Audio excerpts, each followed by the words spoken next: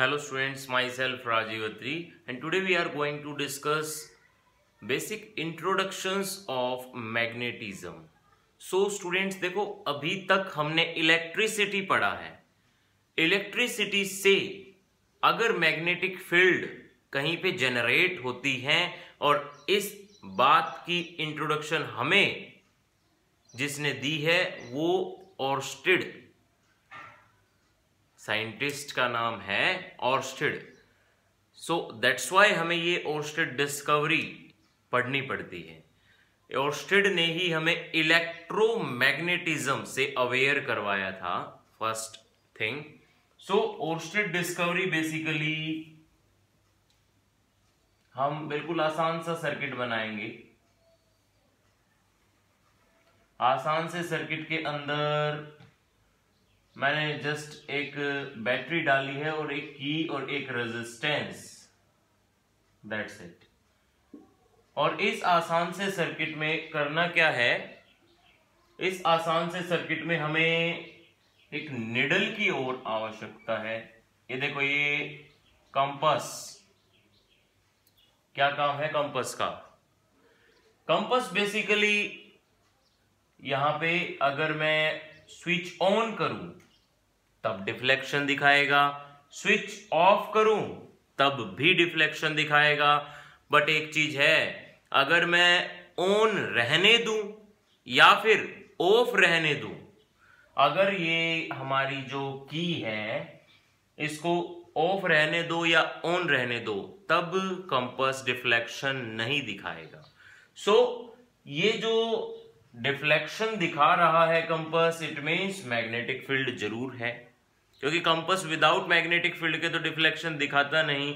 सो अगर यहां पे कंपास ने डिफ्लेक्शन दिखाया तो मीन्स यहां पे मैग्नेटिक फील्ड जरूर है। यहां पे किसके कारण magnetic field I? Varying current के कारण। ध्यान रहे, वेरिंग करंट के कारण मैग्नेटिक फील्ड आई। करंट बदलेगा तब मैग्नेटिक फील्ड पैदा होगी। ओके, ये चीज ध्यान में रखनी है। दूसरी चीज एक और, ये जो मैग्नेटिक फील्ड है ये करंट की डायरेक्शन पे भी डिपेंड करती है। अगर मैं इसी को रिवर्स कर दूं, मींस अगर नेगेटिव टर्मिनल यहां से स्टार्ट कर दूं, इस टाइप से ये अटैच करूं इसके अंदर, तो ऑटोमेटिकली डायरेक्शन की करंट तो रिवर्स होगी ही होगी एंड डायरेक्शन ऑफ डिफ्लेक्शन भी रिवर्स होगा। ओके, सो स्टूडेंट्स यहां पे जो ऑर्स्टेड डिस्कवरी के अंदर हमें लिखना है वो बस इतना सा ही लिखना है कि varying current produced magnetic field, और यही डिस्कवरी है। According to this theory,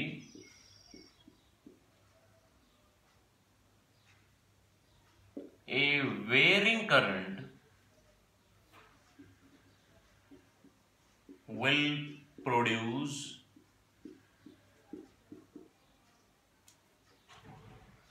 magnetic field basically, और उस मैग्नेटिक फील्ड की डायरेक्शन भी एक स्विमिंग रूल हमें याद रखना पड़ेगा अगर डायरेक्शन पता करनी है तो।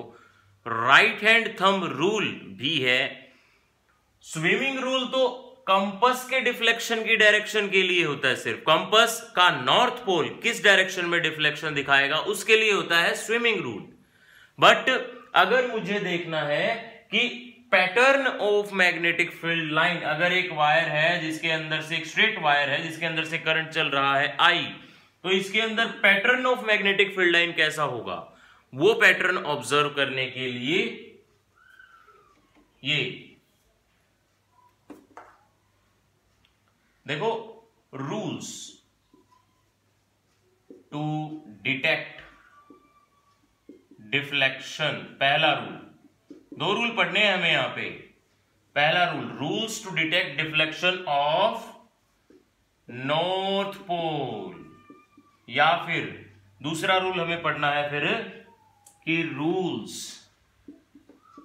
To detect pattern of magnetic field line.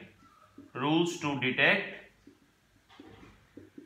Pattern of magnetic field line.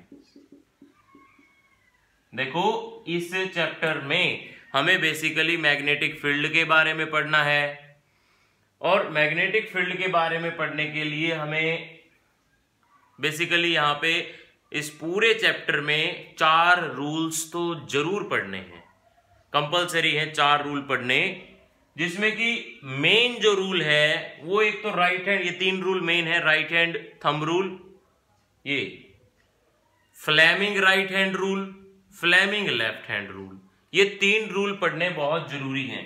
आगे आने वाले लेक्चर्स के अंदर बताएंगे, अभी इस लेक्चर में मैं फिलहाल आपको यही 2 रूल समझाऊंगा। देखो पहला रूल तो है स्विमिंग रूल, और इसको स्विमिंग रूल ना बोल के हम एम्पियर्स स्विमिंग रूल भी कह सकते हैं, ठीक है। एम्पियर्स इसलिए कहा जाता है, करंट से रिलेटेड है ना भाई, करंट से रिलेटेड है, that's why amperes swimming rule. अब एम्पियर स्विमिंग रूल के अंदर बेसिकली ये लिखना है, अगर एक पर्सन, ये नॉर्थ पोल के डिफ्लेक्शन की बातें बताई जा रही हैं, अगर एक पर्सन, मान लो ये रहा नॉर्थ पोल, नॉर्थ पोल ऐसे कुछ अलग सा लिखा नहीं होता कंपास के ऊपर, बस एक रेड मार्क होता है, रेड पॉलिश होती है नॉर्थ के ऊपर। सो अगर एक पर्सन करंट की डायरेक्शन के अलोंग हेड करके स्विमिंग करेगा, head along the direction of current swimming करेगा ऐसे, तो उसके लेफ्ट हैंड के अक्रॉस, लेफ्ट हैंड के अक्रॉस हरदम नॉर्थ पोल डिफ्लेक्शन दिखाएगा। इस साइड ले आओ बेशक से इस पर्सन को ऐसे, है ना, अब इस टाइप से डिफ्लेक्शन दिखाएगा। देखो ये रहा नॉर्थ पोल, यहां पे अगर मैं कंपास लेके आऊं, ये करंट की डायरेक्शन थी और करंट की डायरेक्शन में हेड है अभी भी, तो हेड अगर करंट की डायरेक्शन में रखे तो लेफ्ट हैंड है वो होगा direction of deflection of north pole, ठीक है। सो इस रूल के according to this rule, if a person swims by taking his head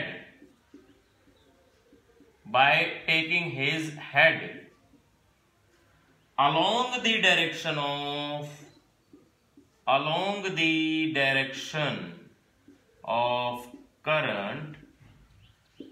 current की डायरेक्शन में अपना हेड करके अगर स्विम करे, देन नॉर्थ पोल ऑफ, किसका north pole, compass,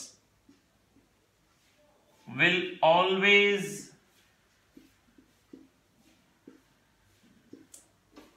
deflects toward its left hand, okay. ये है हमारा स्विमिंग रूल। देखो स्विमिंग रूल में और राइट हैंड थंब रूल में बच्चे कंफ्यूज्ड रहते हैं कि दोनों ही हम करंट की डायरेक्शन या मैग्नेटिक फील्ड की डायरेक्शन के लिए यूज करते हैं, बट नहीं, जो राइट हैंड थंब रूल है वो सिर्फ मैग्नेटिक फील्ड के पैटर्न को देखने के लिए यूज होता है, और जो एम्पियर्स स्विमिंग रूल है, अब करते हैं राइट हैंड थंब रूल। ये जो एम्पियर्स स्विमिंग रूल था ये बेसिकली यूज होता है सिर्फ नॉर्थ पोल की डिफ्लेक्शन ऑब्जर्व करने के लिए। नॉर्थ पोल किस तरफ डिफ्लेक्ट करेगा अगर किसी वायर में करंट है तो। So right hand thumb rule, according to this rule, हमें इस रूल ने पैटर्न सिखाया था कि अगर एक वायर में करंट चल रहा है इस पर्टिकुलर डायरेक्शन में, और हम क्या करें, थंब, अगर हम अपने थंब को पॉइंट करें along the direction of current and wire को इस टाइप से देखें कि हमने अपने हाथ में ही ले रखी है,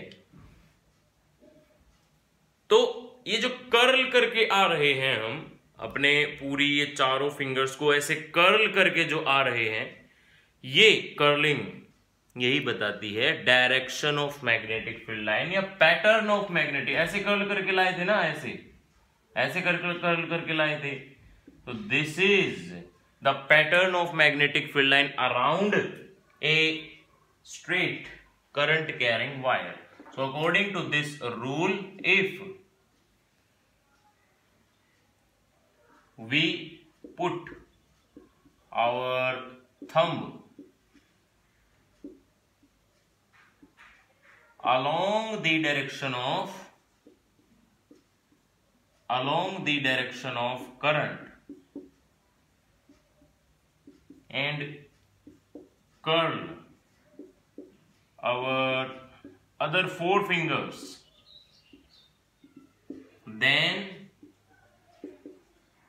the fingers represent pattern of magnetic field line. Pattern of magnetic field line. Okay, so students, this is all about Oersted discovery. आगे आने वाली वीडियोस के अंदर हम धीरे धीरे इस चैप्टर को एक एक टॉपिक को कंप्लीट करेंगे. ठीक है, नेक्स्ट वीडियो में मैं मैग्नेटिक फील्ड लाइंस की प्रॉपर्टी डिस्क्राइब करूंगा. सो इस लेक्चर में इतना ही पढ़ेंगे. समझ में आया है तो लाइक जरूर करें वीडियो को. Thank you for watching.